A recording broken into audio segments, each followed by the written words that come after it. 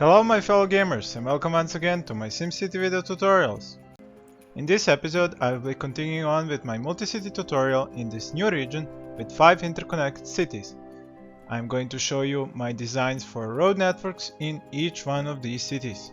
I'm going to start off with my seed city, the city that is going to earn the money necessary in order to start all the other cities. So I'm going to try and start from the entrance so I do not bombard you with too much information about the road network in this city from the start.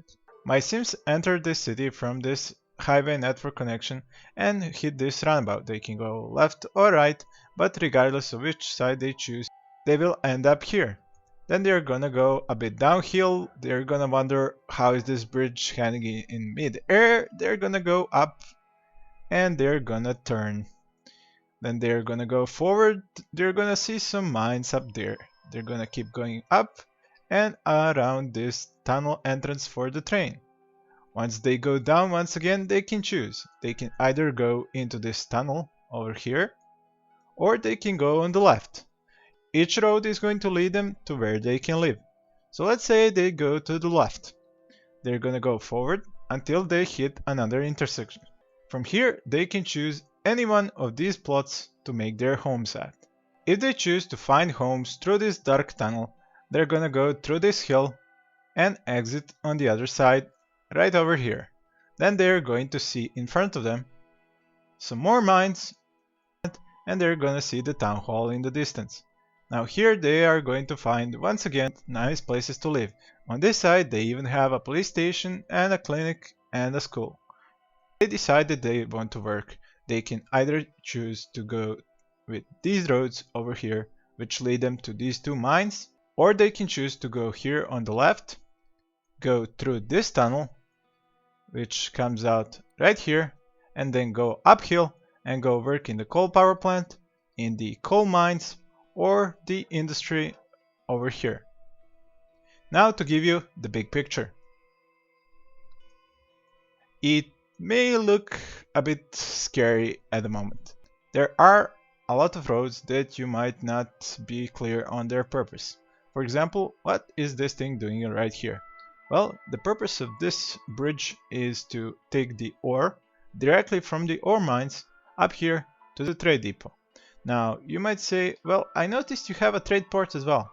Well, this is why this city is, as you can see, it has water towers and it also has a water pumping station. This is because the city is at the same time showing you how it is going to look like at low density, medium density and high density. So some of these buildings are going to be destroyed because they have their big brothers and they have their own places.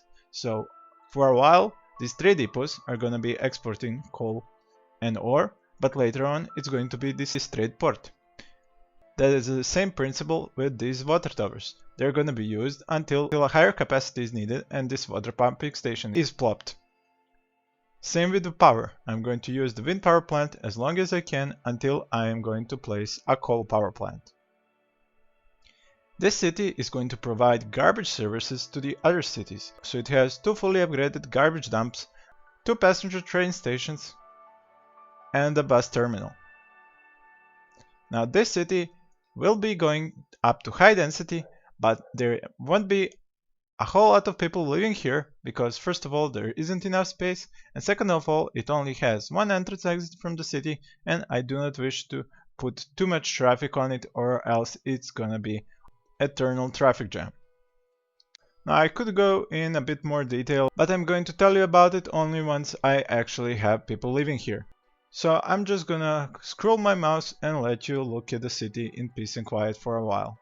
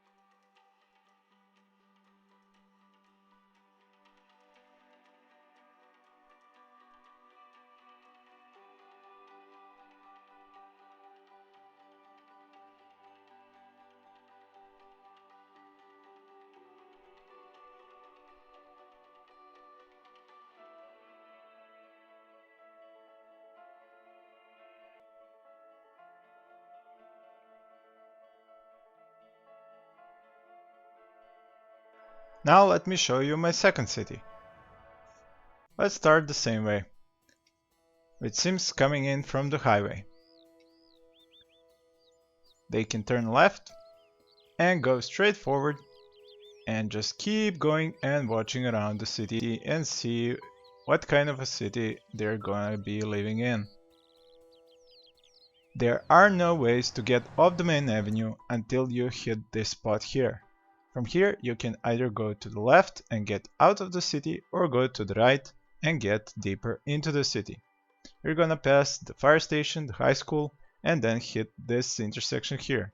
From this intersection you can take this tunnel and go to the left side of the city.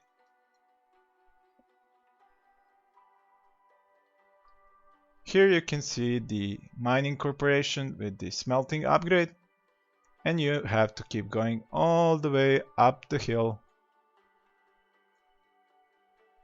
until you reach another intersection. Here you can go either left, and from there you can find yourself a nice place to live, or you can keep going forward until you hit this bridge. From this bridge you can go to the other side of the city without hitting any intersections until you reach the end line. Here you can either go to the right and find yourself a nice place to live, or again to the left and again find yourself a nice place to live.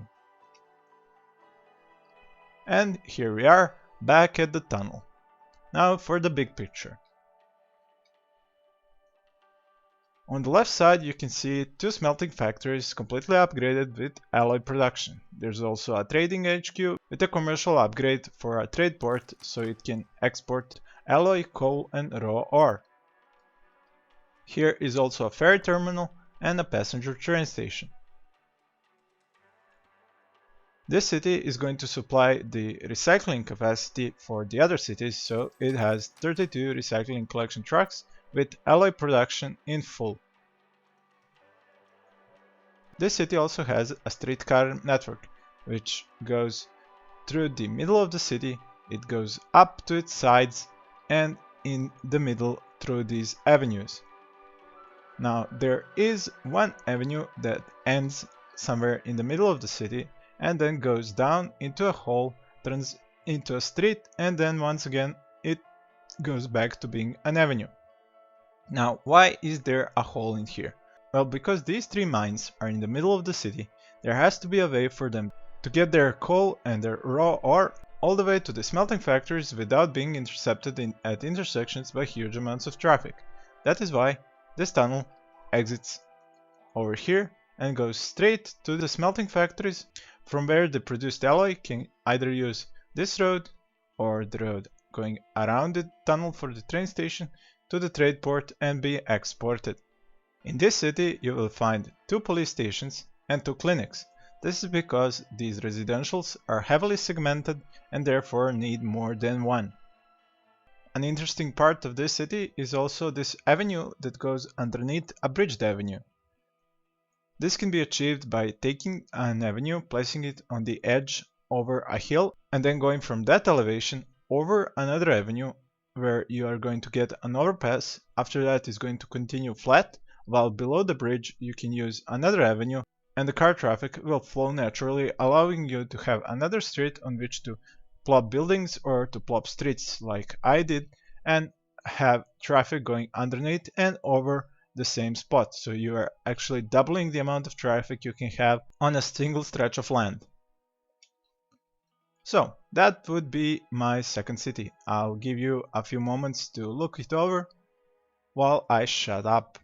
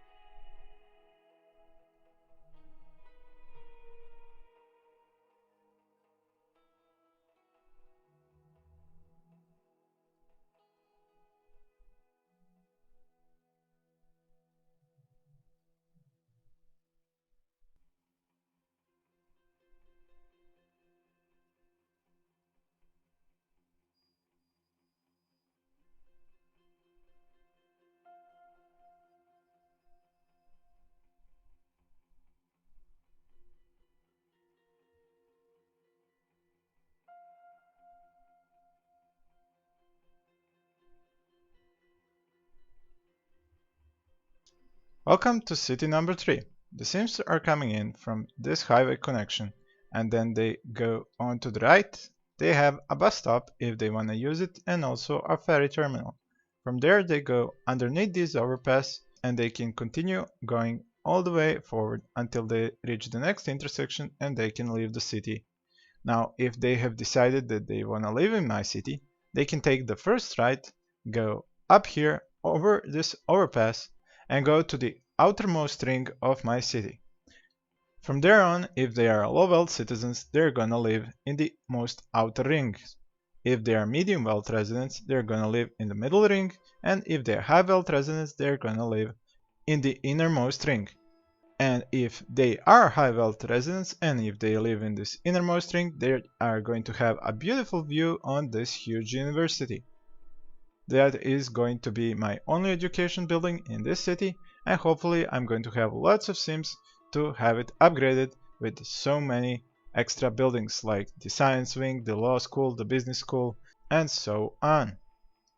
As you can see, I have placed a few parks here just to show you how efficient having a circular city is for land value. By placing the university here and only a few of these high wealth parks, I'm going to be able to easily plot high-wealth buildings in this innermost ring. Then by placing only a few of these medium-wealth parks, I'm going to be able to have medium-wealth on this middle ring, while the outer ring is going to be left for low-wealth, as are these pieces of a ring that simply did not have enough space for it to be completely built, so I only built pieces of it where there was enough space. In this city, you will see a streetcar network going in the middle and the outer ring, while I'm going to have 2 processor factories, and also this city is going to have 2 recycling centers with 32 trucks. They are going to produce plastic and alloy, which is going to help with production of processors, while the processors are going to be exported via this trade port, which has a rail connection. This city also has a water pumping station and a sewage treatment plant, because having only one city with these in a 5-city region would not be enough capacity. In this city I have passenger train stations in 3 corners, while the 4th corner has the ferry terminal and the bus terminal which you saw coming in. This middle ring has its own streetcar depot and the outer its own, because these 2 rings are not connected by a streetcar avenue. On the upper leftmost corner is the electronics HQ with an upgrade for commercial so that the trade port can export processors, while the trading HQ is upgraded with a petroleum division and a metal division so the trade port can import the required plastic and alloy for the production of processors. So I will shut up now and let you look it over.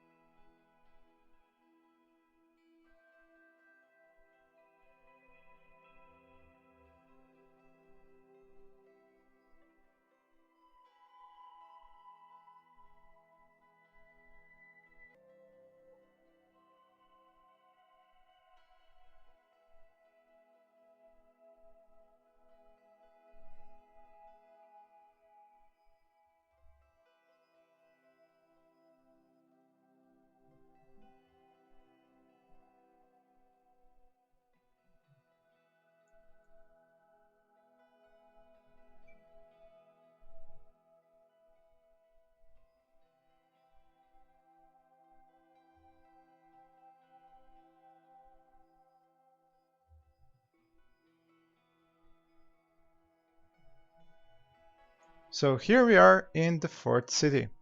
The Sims are coming in from this highway network connection, going under this overpass and into this avenue. From here they can turn into the expo center if they like to see a show, or continue on to this avenue. They're going to find themselves in a gambler's dream, as I have 2 sleek casinos and a whole bunch of gambling houses, together with 2 bus stops in the middle, so when they are tired of gambling they can go home. Now between these 2 circles there are also the fire station, the high school, a Leaning Tower of Pisa landmark, there's also a Statue of Liberty on the outside, Global Theater, clinic, and a police station. On the left is my casino HQ. To this middle ring are connected 4 train stations by 4 different ways. Each train station is on a corner of the city and is connected by its own road to the middle rings where the casinos and landmarks are. The rest is all for residential and commercial, while this city also has a garbage dump, which is going to be an addition to help out with the garbage disposal for the 4th and 5th city. This city also has a solar power plant upgraded with concentrated solar arrays for maximum power production. It also has another streetcar depot which serves this outer streetcar network that is going to be used by all the Sims who live on the outskirts. And of course there is a ferry terminal connected to one of these passenger train stations which lead directly to the Global Theater, a sleek casino, and a gambling house. I'm going to shut up now and let you look at the city on your own for a few.